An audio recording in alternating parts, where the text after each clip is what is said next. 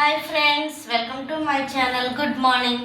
అందరూ ఎలా ఉన్నారు ఫ్రెండ్స్? బాగున్నారు? నేనైతే బాగున్నాను, మీరు కూడా బాగున్నారని అనుకుంటున్నాను. ఈరోజు అయితే నేను క్యాబేజీ పెసరపప్పు చేస్తున్నానండి. మరి ఇంకెందుకు ఆలస్యం, చేసేద్దాం రండి. క్యాబేజీని ఇప్పుడు మనం వీటిని చిన్న ముక్కలుగా కోసుకోవాలి.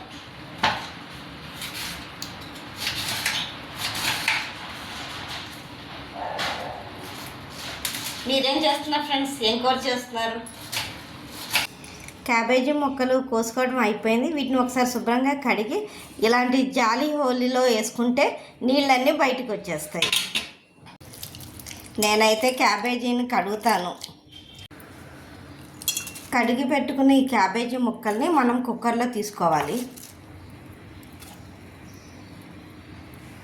స్టవ్ ఆన్ చేసుకుని కుక్కర్ పెట్టి ఇందులో మనము ఒక గ్లాసు నీళ్లు పోసుకోవాలి.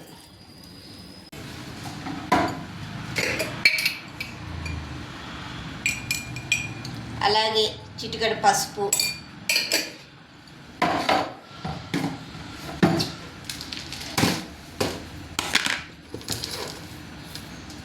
కొంచెం సాల్ట్ తీసుకోవాలి.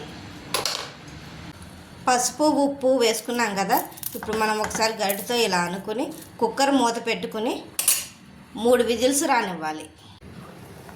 రైస్ కూడా పెట్టేశాను. అలాగే బార్లీ కాస్తున్నాను. అలాగే మనము ఇప్పుడు ఇంకొక పొయ్యి ఆన్ చేసుకుని ఒక గిన్నెలో కొంచెం పెసరపప్పు తీసుకుని దోరగా అయ్యేంత వరకు పెసరపప్పును వేయించుకోవాలి. తర్వాత పెసరపప్పును మనం కడిగి పక్కన పెట్టుకోవాలి. కుక్కర్ విజిల్స్ వస్తున్నాయి. ఇప్పుడు మనం స్టవ్ ఆఫ్ చేసుకోవాలి. ఒక గిన్నెలో 2 టేబుల్ స్పూన్ ఆయిల్ తీసుకుని తాలింపు దినుసులు ఆవాలు, జీలకర్ర, ఎండుమిరపకాయ వేసుకోవాలి. ఇవి కొంచెం ఇలా కలుపుకున్న తర్వాత కోసి పెట్టుకున్న ఉల్లిపాయ ముక్కలు, పచ్చిమిరపకాయ ముక్కలు, కరివేపాకు వేసుకోవాలి. అలాగే కొంచెం పసుపు వేసుకోవాలి. కొంచెం పసుపు వేసుకున్న తర్వాత మనం వేగించి కడిగి పెట్టుకున్న పెసరపప్పును కూడా ఇందులో వేసుకుని ఒకసారి అంతా కలిసేలాగా గరిటెతో కలుపుకోవాలి.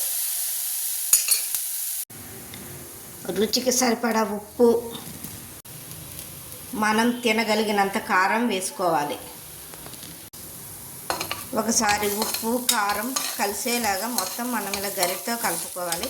ఇప్పుడు ఇందులో మనం 1 గ్లాసు నీళ్లు వేసుకుని పెసరపప్పుని ఉడకబెట్టుకోవాలి.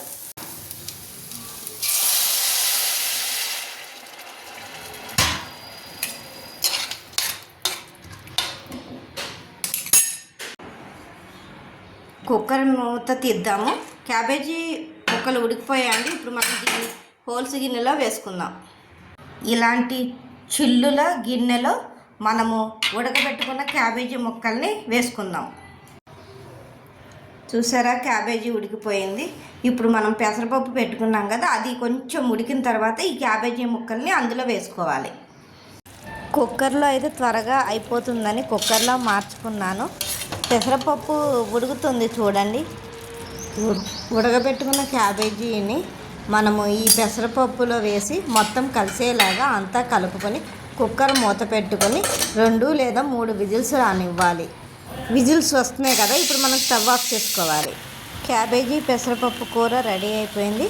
ఇప్పుడు మనం దీన్ని ఒక సర్వింగ్ బౌల్లో తీసుకుందాం. ఇది కనుక మీకు నచ్చినట్లయితే ఒక లైక్, కామెంట్ చేయండి. Thanks for watching. Okay, bye, take care.